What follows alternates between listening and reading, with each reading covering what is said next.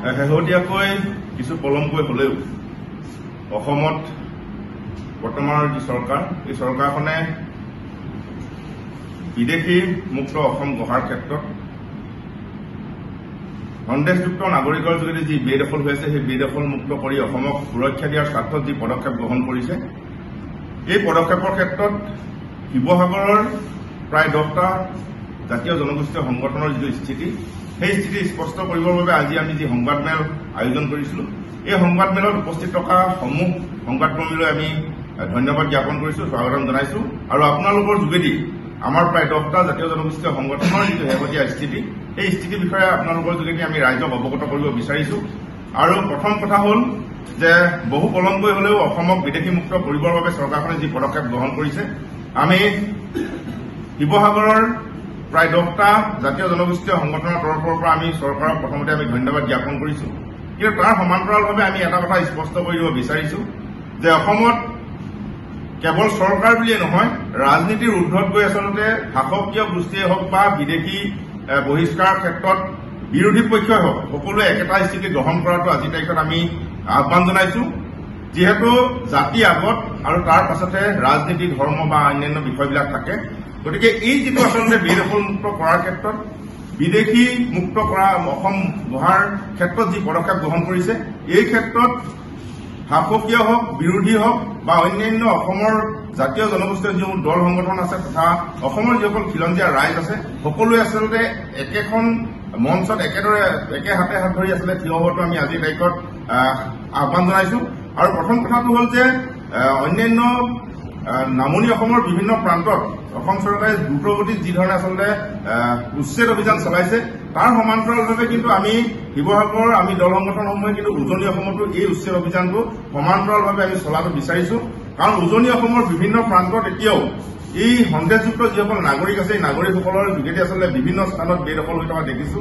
আৰু আমি বিভিন্ন স্থানত সত্ৰৰ যিসমূহ মাটি বেদখল হৈ আছে সেই বেদখল মুক্ত কৰাৰ ক্ষেত্ৰত যি চৰকাৰে পদক্ষেপ গ্ৰহণ কৰিছে তাকো আমি শলাগ লৈছো। কিন্তু তাৰ সমান্তৰালভাৱে অসমৰ বিভিন্ন প্ৰান্তত থকা বিশেষকৈ উজনি অসমৰ বিভিন্ন প্ৰান্তত থকা আহোম যুগৰ যিসমূহ কীৰ্তিচিহ্ন আছে এই কীৰ্তিচিহ্নসমূহতো কিন্তু আমি বেদখল হৈ থকা দেখিছো। কিন্তু এই ক্ষেত্ৰতো যাতে চৰকাৰখনে উপযুক্ত পদক্ষেপ গ্ৰহণ কৰে, বিশেষকৈ শিৱসাগৰৰ শিৱদৌলৰ অস্তিত্বৰ নিৰ্ভৰ কৰি থকা যিখন যমুনা আছে এই যমুনা আজিৰ তাৰিখত সম্পূৰ্ণৰূপে বেদখল হৈছে। ৰংঘৰলৈ সংকট নামি অহা আমি পৰিলক্ষিত হৈছে, তাৰ মূল কাৰণটো হৈছে ৰূপহীজানত বেদখল। গতিকে ইয়াৰ লগতে আচলতে গেলেকী হওক পানীদিহিং হওক বিভিন্ন যিসমূহ অভয়াৰণ্য আছে পক্ষী অভয়াৰণ্য হওক বা অন্যান্য বনাঞ্চল আছে এই বনাঞ্চলসমূহতো আমি বিভিন্ন ধৰণৰ ৰাইজৰ দ্বাৰা আচলতে ইয়াত বেদখল হোৱা দেখিছো। গতিকে এইসমূহ সমান্তৰালভাৱে আমি বেদখল মুক্ত হোৱাটো বিচাৰিছো। কাৰণ কেৱল মাত্ৰ যদিহে এই যিসমূহ সন্দেহযুক্ত নাগৰিক আছে এই নাগৰিকসকলৰ বনাঞ্চলসমূহৰ পৰা যদি উচ্ছেদ অভিযান চলোৱাতে যদি সীমাবদ্ধ থাকে তেন্তে আমি ভাবিবলৈ বাধ্য হম যে এয়া আচলতে ভোটৰ ৰাজনীতি। আৰু যদিহে ভোটৰ ৰাজনীতিৰ ওপৰত গৈ জাতিৰ আচলতে যিটো সংকট নামি আছে জাতিৰ কথা আচলতে সঁচাকৈ যদি চিন্তা কৰিছে এই চৰকাৰখনে তেতিয়াহ'লে সকলো ক্ষেত্ৰতে হোৱা যিসমূহ বেদখল সেই বেদখল মুক্ত সেই অঞ্চলবিলাকত উচ্ছেদ হোৱাটো আমি বিচাৰিছো। আৰু ইয়াৰ সমান্তৰালভাৱে আমি আৰু এটা কথা ক'ব লাগিব যে হয় আজিৰ তাৰিখত আমি উচ্ছেদ হোৱা দেখিছো, বিভিন্ন স্থানত উচ্ছেদ হৈছে, কিন্তু সেই উচ্ছেদিত ব্যক্তিসকল আকৌ পুনৰগৈ ক'ত আচলতে তেওঁলোকে থিতাপি লৈছেগে আমি এই কথাটো স্পষ্ট নহয়। গতিকে এইটো হ'ব নালাগে যে আজি ইয়াত উচ্ছেদ হৈছে ইয়াৰ পৰা গৈ কোনোবা এঠাইত থিতাপি লৈছে, কাইলৈ চৰকাৰখনে আকৌ তাৰ পৰা তেওঁলোকক উচ্ছেদ কৰিবলগীয়া এটা অৱস্থালৈ যোৱাটো আমি বিচৰা নাই। কাৰণ এই যি উচ্ছেদ অভিযান এই উচ্ছেদ অভিযানত আচলতে চৰকাৰৰ ৰাজকোষৰ এটা বৃহৎ ধন আচলতে ইয়াত খৰচ হৈছে। গতিকে আমি বাৰম্বাৰ ৰাইজৰ যি আচলতে ৰাজকোষৰ ধন এই ধন আচলতে এই উচ্ছেদৰ অভিযানতে আচলতে হৰাল হৈ থকাটো আমি বিচৰা নাই। গতিকে আমি চৰকাৰক আহ্বান জনাইছো যে এই যিসকল উচ্ছেদিত আচলতে সন্দেহযুক্ত নাগৰিক এই নাগৰিকসকলক হয় ডিটেনশ্যন কেম্পত ৰাখক, নহলে বৈদেশিক নীতিৰ যোগেদি আচলতে দেশৰ পৰা বাহিৰ কৰি দিয়া যিটো ব্যৱস্থা সেই ব্যৱস্থাটো আচলতে তেওঁলোকে গ্ৰহণ কৰক। আৰু ইয়াৰ সমান্তৰালভাৱে যিসকল খিলঞ্জীয়া ৰাইজ বহু খিলঞ্জীয়া ৰাইজেও হয়তো কৰবাত বেদখল কৰি আছে, গতিকে তেওঁলোককো তাৰ পৰা উচ্ছেদ কৰি এই যিসকল খিলঞ্জীয়া ৰাইজ সেই খিলঞ্জীয়া ৰাইজসকলক কিন্তু পুনৰ সংস্থাপন কৰিব লাগে। কিন্তু আমি শেহতীয়াকৈ সংবাদ মাধ্যমৰ যোগেদি এটা দেখিছিলো যে যিসকল সন্দেহযুক্ত নাগৰিকক উচ্ছেদ কৰিছে তেওঁলোকক আকৌ পুনৰ সংস্থাপন দিয়াৰ এটা কথা ওলাইছিলে। গতিকে এই কথাটো আমি সম্পূৰ্ণৰূপে বিৰোধিতা কৰিছো। যিহেতু সন্দেহযুক্ত নাগৰিক যিসকল বিদেশী সদায় বিদেশীয়ে, গতিকে হয় তেওঁলোকক ডিটেনশ্যন কেম্পত ৰাখক, নহলে তেওঁলোকক একেবাৰে দেশৰ পৰা বাহিৰ কৰি দিয়া যিটো ব্যৱস্থা সেই ব্যৱস্থাটো গ্ৰহণ কৰক। আৰু ইয়াৰ লগে লগে আমি যিসকল খিলঞ্জীয়া ৰাইজ আছে সেই খিলঞ্জীয়া ৰাইজসকলকো আমি আহ্বান জনাইছো যে আচলতে ধৰ্মৰ ভিত্তিত আচলতে গোটেই ধৰ্মীয় দৃষ্টিকোণেৰে বিষয়টো নাচাবলৈ আমি আহ্বান জনাইছো। কাৰণ ইয়াত এটা বৃহৎ পক্ষই ধৰ্মীয় দৃষ্টিকোণেৰে মানুহক বিভিন্ন ধৰণে আচলতে মানুহৰ মনত বেমেজালি সৃষ্টি কৰি এটা সাংঘাতিক ধৰণৰ উত্তেজনাপূৰ্ণ এটা পৰিস্থিতিলৈ লৈ যাবলৈ এটা চক্ৰান্ত কৰি আছে। গতিকে এই চক্ৰান্তৰ যাতে বলি নহয় আমি তাৰ বাবে আহ্বান জনাইছো। গতিকে যিসকল খিলঞ্জীয়া মুছলমান ৰাইজ আছে তেওঁলোককো আমি আহ্বান জনাইছো যে যিসকল সন্দেহযুক্ত নাগৰিক তেওঁলোকক আপোনালোকে ধৰ্মীয় ভিত্তিত নাচাই তেওঁলোকক সন্দেহযুক্ত নাগৰিক বিদেশী হিচাপে যাতে আপোনালোকক গ্ৰহণ কৰে আৰু তেওঁলোকে যদি উজনি অসমত আহি ক'ৰবাত টোপনি ফুটাৰ তেওঁলোকে প্ৰচেষ্টা চলায় তেতিয়াহ'লে এই ক্ষেত্ৰত কিন্তু আমি ধৰ্মৰ গণ্ডিৰ বাহিৰৰ পৰা গৈ সকলো খিলঞ্জীয়া ৰাইজে একেলগে থিয় হৈ এই গোটেই ব্যৱস্থাটো আমি বিৰোধী স্থিতি গ্ৰহণ কৰিব লাগিব। আৰু ইয়াৰ সমান্তৰালভাৱে আমাৰ যিসকল খিলঞ্জীয়া ৰাইজ আছে তেওঁলোকৰ প্ৰতি এটা বিশেষ অনুৰোধ। যোৱা বৰ্ষত আচলতে আমি উজনি অসমৰ বিভিন্ন দল সংগঠনে উজনি অসমৰ পৰা মিয়া খেদা এটা আন্দোলন গঢ়ি তুলিছিলো। কিন্তু সেই সময়তে উজনি অসমৰ বিভিন্ন প্ৰান্তত থকা এই যিসমূহ ইটা ভাটা আছে সেই ইটা ভাটাসমূহতো সন্দেহযুক্ত বহু নাগৰিকে আচলতে কৰ্মৰ যোগেদি আচলতে থিতাপি লৈছিলে। আৰু সেই সময়ত যিসমূহ ইটা ভাটাৰ মালিক আছিলে তেওঁলোকে আমাক কৈছিলে যে এই বছৰ আমাক যেনে তেনে চলাই যাবলৈ দিয়ক, যিহেতু এই যিসকল আচলতে ইটা ভাটাত কাম কৰা যিসকল বনোৱা আছে তেওঁলোকক আমি বহু পৰিমাণে আচলতে লাখ লাখ টকা আগমন হিচাপে দি দিয়া হ'ল। কিন্তু তেতিয়াই আমি তেওঁলোকক স্পষ্ট কৰি দিছিলো যে যিহেতু আপোনালোকৰ খিলঞ্জীয়া ৰাইজ আপোনালোকৰ লোকচানৰ প্ৰতি দৃষ্টি ৰাখি এইবাৰৰ বাবে আমি কিছু নমনীয় স্থিতি গ্ৰহণ কৰিছো, কিন্তু অহা বৰ্ষৰ পৰা কিন্তু এনেধৰণৰ কোনো স্থিতি গ্ৰহণ কৰা নহ'ব। আৰু সেই ক্ষেত্ৰত ইটা ভাটাৰ মালিকসমূহে এটা কথা মই স্পষ্ট কৰি দিছিলে যে হয় আমি এই বৰ্ষৰ পৰাই যিসকল থলুৱা বনোৱা আছে তেওঁলোকক আমি ট্ৰেইন আপ কৰি ইয়াত আমি নিয়োগ কৰিব পৰা আমি ব্যৱস্থা গ্ৰহণ কৰি ল'ম। আৰু নহ'লে যিকোনো ভাৰতীয় মূলৰ ব্যক্তিক আমি ইয়াত বনোৱা হিচাপে কাম কৰোৱাৰ ব্যৱস্থা কৰিম, কিন্তু কোনো কাৰণতে সন্দেহযুক্ত যিসকল নাগৰিক আছে তেওঁলোকক আমি কামত নলগাওঁ। গতিকে যিহেতু ইটা ভাটাৰ কামৰ ছিজন আহি আছে গতিকে ইয়াৰ আগতে আমি স্থিতি স্পষ্ট কৰি দিছো যে এইবাৰ কোনো ইটা ভাটা মালিকে কিন্তু এই সন্দেহযুক্ত নাগৰিকসকলক ইয়াত ব্যৱহাৰ কৰিব নোৱাৰিব। আৰু তাৰ লগতে উজনি অসমৰ বিভিন্ন প্ৰান্তত যিসমূহ আচলতে কল কাৰখানা আছে কোনো কল কাৰখানাত যাতে এই সন্দেহযুক্ত নাগৰিকক বনোৱা হিচাপে কাম কৰোৱাৰ ব্যৱস্থা নকৰে মালিক পক্ষই আমি এই কথাটো ইয়াৰ পৰা স্পষ্ট কৰি দিছো।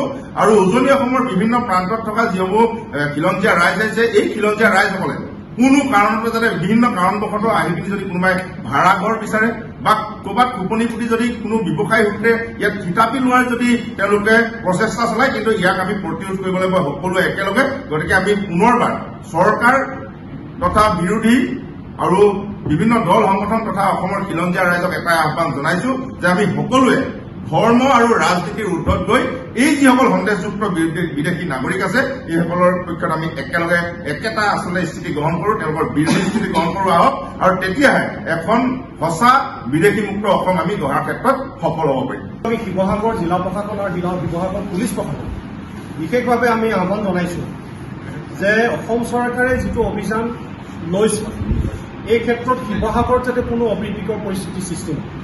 আমি দেখিছো যে কিছুদিনৰ আগতে আমাৰ শিৱসাগৰত এটা চেপা উত্তেজনা বিৰাজ কৰিছিল। মই কৈছো আগতে যে ফিৰিঙতিৰ পৰা খান্দকদা হয়, কিন্তু আমি শিৱসাগৰতো দেখিছো যে এনে কিছু বিচ্ছিন্নতাবাদী মনোভাৱৰ কিছু মানুহ আছে যাৰ কাৰণে হয়তো এই উচ্ছেদিতৰ এটা ফিৰিঙতি আহি শিৱসাগৰত পৰিব পাৰে। গতিকে এনেধৰণৰ যাতে কোনো কাৰ্য নহয়, এনেধৰণৰ যাতে কোনো ঘটনা নহয় তাৰ কাৰণে শিৱসাগৰ জিলা প্ৰশাসন পুলিচ প্ৰশাসনক আমি আহ্বান জনাইছো।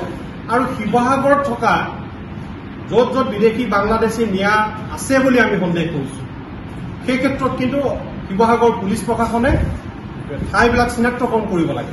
এতিয়া অলপ দেৰি আগতে আমাৰ খাটপথাৰ কথা কৈছে, ৰেল লাইনৰ কিনাৰত কথা কৈছে, এই গোটেই জেগাবোৰ চিনাক্ত কৰিব লাগে আৰু এইসকলক কৰায়ত্ব কৰি ইয়াৰ পৰা বিতাড়িত কৰাৰ ব্যৱস্থাটো কৰিবৰ কাৰণে আমি সমূহ সংগঠনে আজি শিৱসাগৰ জিলা প্ৰশাসনক আমি আহ্বান জনাইছো।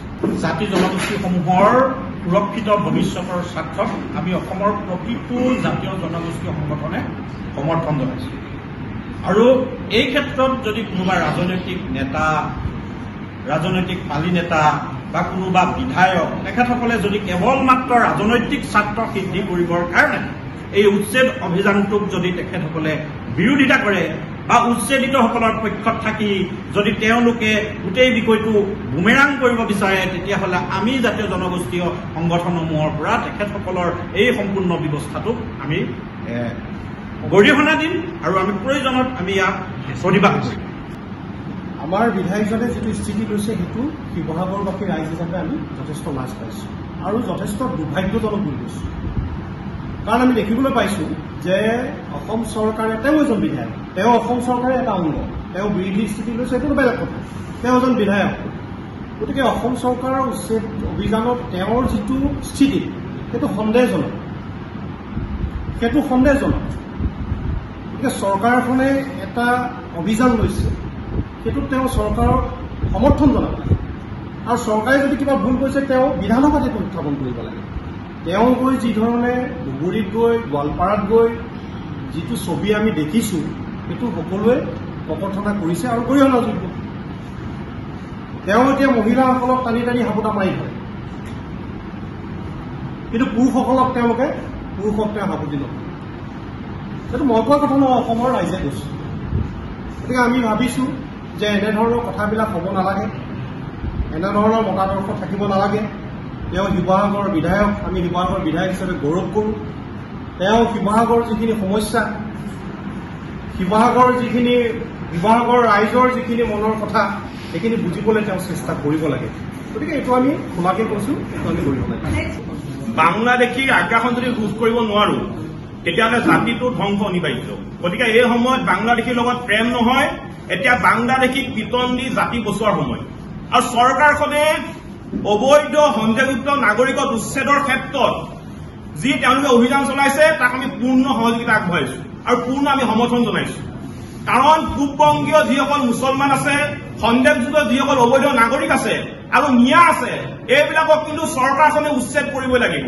আৰু ইয়াৰ মাজতে যিসকল খিলঞ্জীয়া আমাৰ ব্যক্তি আছে, গৰীয়া, মৰিয়া, দেশী, জলচা, কোচ, কলিতা, কৈৱৰ্ত, নাথযোগী, গোসাঁই, বামুণ, মহন্ত, আহোম, মৰাণ, মটক, মিচিং, সোণোৱাল, কছাৰী, যিসকল খিলঞ্জীয়া ভূমিপুত্ৰ আছে, এই খিলঞ্জীয়া ভূমিপুত্ৰসকলক চৰকাৰে সংস্থাপন দিয়াৰ ব্যৱস্থা কৰিব লাগিব।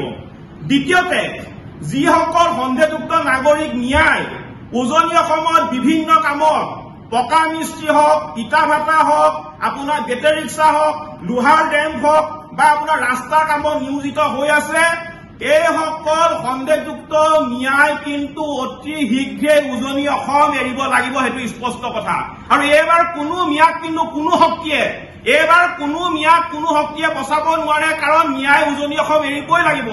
কাৰণ এই মিয়াবোৰৰ কাৰণে আজি অসমৰ জনগাঁথনিৰ ব্যাপক পৰিৱৰ্তন হৈছে।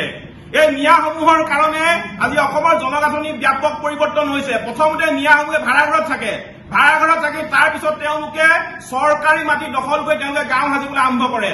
আজি মিয়াসমূহৰ কাৰণে নামনিৰ যিসকল খিলঞ্জীয়া ভূমিপুত্ৰ মানুহ আছে, এই খিলঞ্জীয়া ভূমিপুত্ৰ মানুহসকলে তেওঁলোকে মাটি বাৰী হেৰুৱাবলগীয়া হৈছে। আৰু এতিয়া মিয়াবোৰে নামনি অঞ্চলত গ্ৰাস কৰি এটা উজনিলৈ ঢাপলি মেলিছে।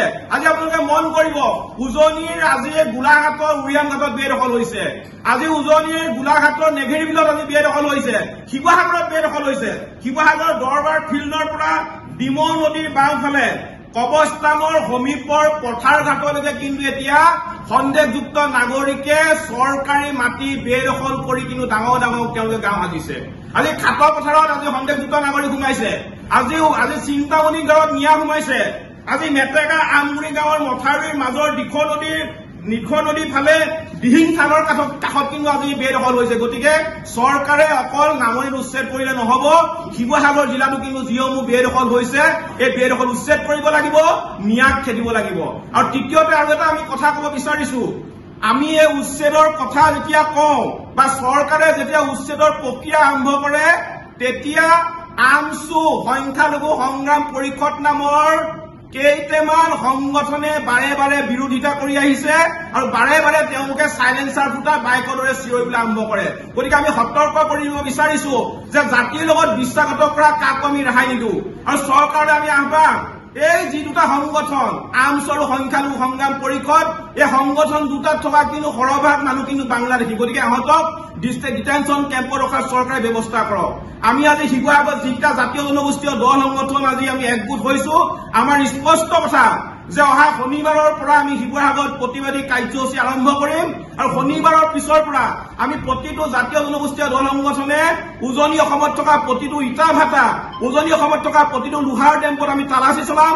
য'তে আমি নিয়া দেখা পাম কিন্তু ততে কিন্তু অৱস্থা বেয়া হৈ স্পষ্ট কৰা। গতিকে আমাৰ অসমৰ খিলঞ্জীয়া ভূমিপুত্ৰ ৰাজ্যলৈ আমাৰ এটাই আহ্বান যে আমি এতিয়া উজনি অসম বচাব লাগিব, আমি এতিয়া উজনি অসম বচাব লাগিব। আৰু সেইটো কাৰণে প্ৰতিজন খিলঞ্জীয়া ব্যক্তিক আমাক সহযোগিতা কৰিবৰ কাৰণে আপোনালোকৰ সংবাদ মাধ্যমৰ জৰিয়তে আমি একান্তই কামনা কৰিছো। সমগ্ৰ অসমতে বৰ্তমানৰ চৰকাৰখনৰ নেতৃত্বত, পুলিচ প্ৰশাসনৰ নেতৃত্বত যিসমূহ বনাঞ্চল আছে, যিসমূহ ট্ৰাইবেল বেল্ট আছে বা যিসমূহ সত্ৰৰ মাটি আছে বা অন্যান্য যিসমূহ চৰকাৰী মাটিত সন্দেহজনক অবৈধ নাগৰিকৰ দ্বাৰা দখল কৰি থকা হৈছে, এই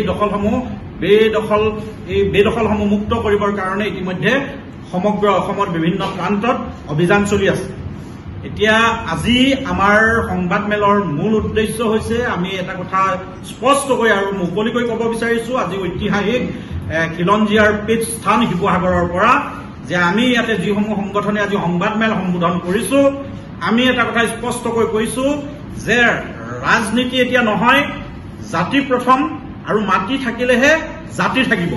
গতিকে যি চৰকাৰৰ নেতৃত্বতেই নহওক, আজি সমগ্ৰ অসমত যি অবৈধ বেদখল মুক্ত কৰিবৰ কাৰণে অভিযান চলা হৈছে, এই অভিযানক আমি ইয়াত থকা প্ৰতিটো সংগঠনে মুক্তভাৱে সমৰ্থন জনাইছো। আৰু তাৰ লগতে আমি চৰকাৰক দাবী উত্থাপন কৰিছো, কেৱল মাত্ৰ নামনি অসমতেই নহয়, ইতিমধ্যে আমি শিৱসাগৰৰ পৰা বহুবাৰ এটা কথা উত্থাপন কৰিছো যে উজনি অসমৰ বিভিন্ন জিলাতো ইতিমধ্যে অবৈধ সন্দেহজনক নাগৰিকে পোখাইছে আৰু বিভিন্ন চৰকাৰী মাটিত তেখেতসকলে খুব সন্তৰ্পণে প্ৰশাসনে নজনাকৈ, চৰকাৰে নজনাকৈ, সাধাৰণ নাগৰিকে গম নোপোৱাকৈ বিভিন্ন স্থানত তেওঁলোকে বেদখল কৰি আছে। গতিকে এই স্থানসমূহ পুলিচ প্ৰশাসনে চিনাক্তকৰণ কৰি এই স্থানসমূহতো তৎকালীনভাৱে তেওঁলোকে অভিযান চলাব লাগে। ইতিমধ্যে উৰিয়াম ঘাটৰ আপোনালোকে ঘটনাটো দেখিছে যে উৰিয়াম ঘাটত উজনি অসমৰ গোলাঘাট জিলাৰ এটা সীমান্তৱৰ্তী অঞ্চল, তাত কেনেকৈ আমাৰ সন্দেহজনক নাগৰিকসকলে আহি পাহাৰ পাতিছিলেহি আৰু তেখেতসকলক উচ্ছেদৰ জাননী দিয়াৰ লগে লগে তেখেতসকলে নিজে ইয়াৰ পৰা পলাই যাবলৈ আৰম্ভ কৰিছে। আৰু এটা কথা আমি কৈছো, গোটেই বিষয়টোৰ ওপৰত চৰকাৰ প্ৰশাসনে দৃষ্টিগোচৰ কৰিব লাগিব যাতে তাত এঘৰো অবৈধ বিদেশী পৰিয়াল থাকিব নোৱাৰে।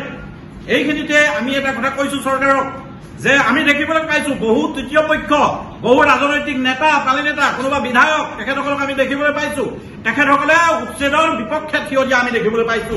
যিসমূহ আজি তাৰিখত অবৈধ সন্দেহজনক নাগৰিকৰ দ্বাৰা গঠিত সংগঠন যেনেকে ABMSU, AMSU, NAMSUৰ দৰে সংগঠনৰ লগ লাগি তেখেতসকলে সম্পূৰ্ণ উচ্ছেদ অভিযানটো বৈৰাং কৰিবৰ কাৰণে তেখেতসকলে চেষ্টা কৰাও আমাৰ পৰিলক্ষিত হৈছে।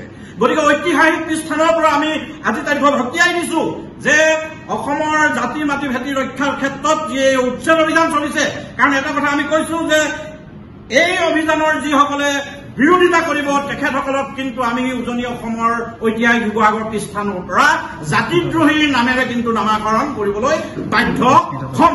কাৰণ অসমৰ প্ৰতিটো জাতীয় জনগোষ্ঠীয় সংগঠনৰ আমাৰ দীৰ্ঘদিনীয়া দাবী আছিলে যে এই ট্ৰাইবেল বেল্টৰ হওক, এই বনাঞ্চলৰ হওক বা অন্যান্য যিবিলাক চৰকাৰী মাটি হওক, এই চৰকাৰী মাটিবিলাকৰ উচ্ছেদ চলিব লাগে। যি সম্প্ৰদায়ৰ নহওক, আমি কোনো ধৰ্মক লৈ আমি বিদেশীক চিনাক্তকৰণ কৰিব বিচৰা নাই। যি সম্প্ৰদায়ে নহওক, যি ধৰ্মৰে নহওক, যদি কোনোবাই চৰকাৰী মাটি বেদখল কৰিছে তেখেতসকলক উচ্ছেদ কৰিব লাগে। গতিকে নিশ্চিতভাৱে আজি চৰকাৰখনক আমি সমৰ্থন জনাইছো।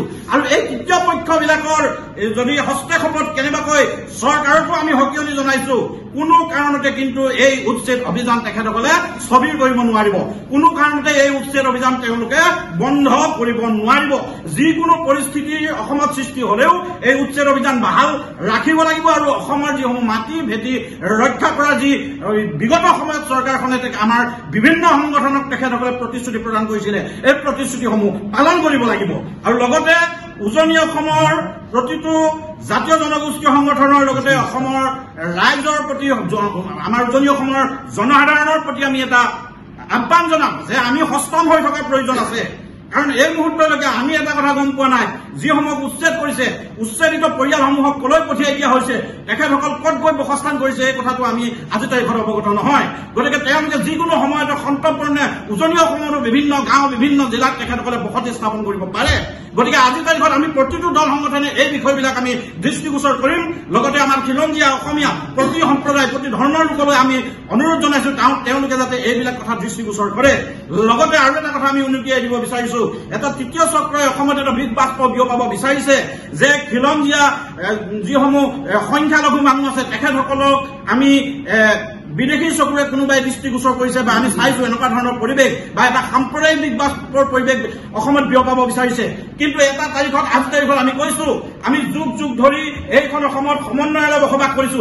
আমি ইয়াত উপস্থিত থকা প্ৰতিটো জাতীয় জনগোষ্ঠীয় সংগঠনে এটা কথা কৈছো, আমি কোনো জনগোষ্ঠীকে ধৰ্মৰ দৃষ্টিৰে আমি চোৱা নাই। আজি গৰীয়া হওক, আজি মৰিয়া হওক, আজি দেশী হওক, আজি জলহা হওক, আজি চৈয়দ হওক, সকলোকে আমি অসমীয়া বুলি সদায় আমি একেলগে সমন্বয়েৰে বসবাস কৰিছো। কালিলৈ যদি অসমৰ এই সংখ্যালঘু এই জনগোষ্ঠীসমূহৰ ক'ৰবাত উৎপীড়ন হোৱাৰ খবৰ আমি পাওঁ, তেতিয়াহ'লে নিশ্চিতভাৱে আমি সংখ্যালঘু জনসাধাৰণক প্ৰতিশ্ৰুতি দিছো যে আমি তেওঁলোকৰ পক্ষত থিয় দিম। আৰু চৰকাৰকো কৈছো, উচ্ছেদ যেতিয়া তেওঁলোকে অভিযান চলাব, কোনো আমাৰ খিলঞ্জীয়া জাতি জনগোষ্ঠীৰ ওপৰত যাতে উৎপীড়ন নহয় তাৰ প্ৰতি তেওঁলোকে লক্ষ্য ৰাখিব লাগিব। আমি কেৱল মাত্ৰ উচ্ছেদৰ পক্ষত আছো, আৰু যদি চৰকাৰী মাটি উচ্ছেদ কৰাৰ স্বাৰ্থত কোনো খিলঞ্জীয়াক উচ্ছেদ কৰিবলগীয়া হয়, তেওঁলোকক পুনৰ সংস্থাপন কৰিব লাগিব, তেওঁলোকক তাৰ ক্ষতিপূৰণ দিব লাগিব। এই দাবীও আজি তাৰিখত আমি উত্থাপন কৰিছো। আৰু অসমত এটা শান্তিপূৰ্ণ পৰিৱেশৰ মাজত সম্পূৰ্ণ উচ্ছেদ অভিযানটো চলাটো আমি বিচাৰিছো। আৰু কোনো খিলঞ্জীয়া জাতি জনগোষ্ঠীৰ ওপৰত উৎপীড়ন হোৱাটো নিবিচাৰো, আৰু উৎপীড়ন হলে আমি তেখেতসকলৰ পক্ষত আমি থিয় দিম।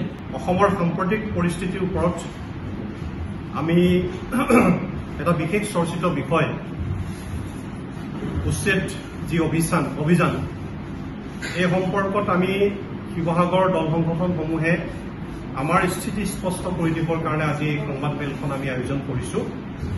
আৰু এই সংবাদমেল যোগে আমি আমাৰ স্থিতি আমি আপোনালোকৰ সংবাদ মাধ্যমৰ যোগেদি অসমৰ ৰাইজক জনাব বিচাৰিছো। এতিয়া মূল কথা হ'ল, আজি আমি ইয়াত উপস্থিত থকা 10-12টা শিৱসাগৰ জাতীয় আৰু জনগোষ্ঠীয় সংগঠনে সাম্প্ৰতিক অসমত অসম চৰকাৰে বনাঞ্চলসমূহৰ পৰা বেদখলকাৰীক যি উচ্ছেদ অভিযান চলাই আছে, এই অভিযানলৈ আমি সমূহ সংগঠনে আদৰণি জনাইছো আৰু চৰকাৰৰ এনে পদক্ষেপক আমি প্ৰশংসা কৰিছো। কাৰণ আমি সকলোৱে জানো যে অসমৰ এক বিস্তৰ ভূমিত সন্দেহযুক্ত কিছু নাগৰিকে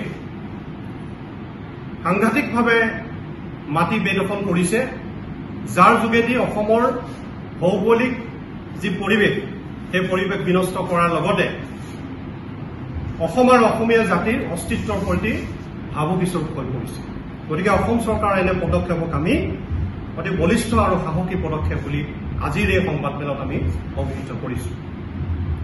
2 নম্বৰ কথা হ'ল, এই উচ্ছেদক লৈ আমি দেখিবলৈ পাইছো যে এই উচ্ছেদক লৈ অসমৰ বিভিন্ন ধৰ্মীয় সংগঠন আৰু জাতীয়তাবাদৰ পতা ভুল বজাই থকা, কেৱল মাত্ৰ নিজৰ ৰাজনৈতিক স্বাৰ্থ সিদ্ধিৰ কাৰণে ধুৰন্ধৰ কিছু ৰাজনৈতিক নেতাই ধৰ্মীয় আৱেগ সৃষ্টি কৰি অসম চৰকাৰৰ এনে বলিষ্ঠ পদক্ষেপত বিপথে পৰিচালিত কৰাৰ চেষ্টা আমি দেখিবলৈ পাইছো।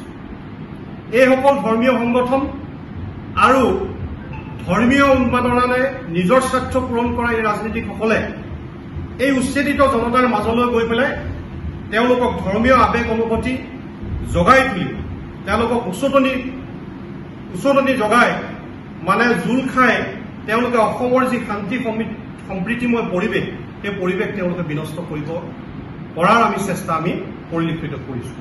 গতিকে আজিৰ আমাৰ এই সভাই, এই সংবাদমেলৰ যোগেদি সেইসকল সংগঠন আৰু সেইসকল তথাকথিত জাতীয়তাবাদী ৰাজনৈতিক নেতাক আমি সকীয়াই দিছো, যাতে তেওঁলোকে অসমত ধৰ্মীয় বিভেদকৰণ, ধৰ্মীয় মেৰুকৰণ কৰি পেলাই অসমৰ শান্তি সম্প্ৰীতিত যাতে তেওঁলোকে আঘাত নাহানে। 2 নম্বৰ কথা, আমাৰ স্পষ্ট কথা, আমি সদায় বিদেশী খেদাৰ পক্ষত আছো। আমি কেতিয়াও বিদেশীক সংৰক্ষণ মানে ৰক্ষণাবেক্ষণ দিয়াৰ আমি পক্ষত নাই। আমি যি বিদেশীয়ে নহওক, সি হিন্দু হ'ব পাৰে, সি মুছলমানো হ'ব পাৰে, আমি কোনো বিদেশীক ধৰ্মীয় দৃষ্টিকোণেৰে চাব বিচৰা নাই। আমি সকলো বিদেশী অসমৰ পৰা বহিষ্কাৰ হোৱাটো আমি বিচাৰোঁ। সেইকাৰণে আমি কৈছোঁ যে আজি দেখিছোঁ যে একাংশ সন্দেহযুক্ত বিদেশী বাংলাদেশীৰ অভিভাৱক হ'ব বিচৰা ৰক্ষকৰ ভূমিকা লোৱা সেইসকলক আমি সেইকাৰণে এনেধৰণৰ কামৰ পৰা আমি আঁতৰি থাকিবৰ কাৰণে জনাইছোঁ। ইয়াৰ লগে লগে আমি ৩ নম্বৰ কথাটো হ'ল যে আজিৰ এই সংবাদমেল যোগে আমি অসম চৰকাৰক আহ্বান জনাইছোঁ যে উচ্ছেদ কেৱল নামনিত হ'লে নহয়, এতিয়া উচ্ছেদ কেৱল নামনিত হৈ আছে, কিন্তু আমি কৈছোঁ যে এই উচ্ছেদ সমগ্ৰ অসমতে হ'ব লাগিব, অৰ্থাৎ উজনি অসমতো এই উচ্ছেদ হ'ব লাগিব। কাৰণ উজনি অসমতো আমি দেখিবলৈ পাইছোঁ যে বিভিন্ন চৰকাৰী মাটি, দেৱোত্তৰ মাটি, ঐতিহাসিক কীৰ্তিচিহ্নসমূহৰ যি সংৰক্ষিত এলেকা, এইবিলাক কিন্তু জলাশয়বিলাক কিন্তু বিভিন্ন দুষ্কৃতিকাৰী বেদখলকাৰীয়ে কিন্তু দখল কৰি আছে। আমি বিভিন্ন সময়ত অসমৰ দল সংগঠনসমূহে এই ক্ষেত্ৰত অসম চৰকাৰক আহ্বান জনাইছোঁ, কিন্তু আমি দেখিবলৈ পাইছোঁ যে এই ক্ষেত্ৰত অসম চৰকাৰে এটা বলিষ্ঠ ভূমিকা ল'ব লাগিব। আজি যেনেধৰণে তেওঁলোকে নামনি অসমত বনাঞ্চলসমূহ বিজিআৰ লেণ্ডসমূহ মুকলি কৰিছে, ঠিক তেনেকৈ উজনি অসমত থকা ঐতিহ্যমণ্ডিত শিৱসাগৰ যেনেকৈ আমি ক'ব বিচাৰোঁ, বিশেষকৈ তলাতল ঘৰ, ৰংঘৰ, কাৰেংঘৰ, আমাৰ যমুনাখন, জলাশয়সমূহ এইবিলাক কিন্তু উচ্ছেদ কৰিব লাগিব। ৩ নম্বৰ কথা, সাম্প্ৰতিক পৰিস্থিতিত আমি এই সংবাদমেল যোগে অসমৰ বিশেষকৈ উজনি অসমৰ মুছলমান লোকসকলৰ প্ৰতি আমি এটা অনুৰোধ জনাব বিচাৰিম, এটা আমাৰ আহ্বান যে আমি কেতিয়াও কোৱা নাই যে অসমৰ পৰা খিলঞ্জীয়া মুছলমানক ইয়াৰ পৰা বিচ্ছেদ কৰক, উচ্ছেদিত কৰক, আমি সেই পক্ষত কেতিয়াও নাই। গতিকে আমি আজি আহ্বান কৰিব বিচাৰিছোঁ মুছলমান ৰাইজক যে এই উচ্ছেদৰ ক্ষেত্ৰত তেখেতলোকৰ সহযোগিতা লাগিব, তেওঁলোকৰ সহমত লাগিব। কাৰণ অসমত থকা খিলঞ্জীয়া মুছলমান যিসকল আছে, গৰীয়া, মৰীয়া, ডেকি, জোলা, চৈয়দ, এই সকলো অসম আৰু অসমীয়াৰ এটা অংগ।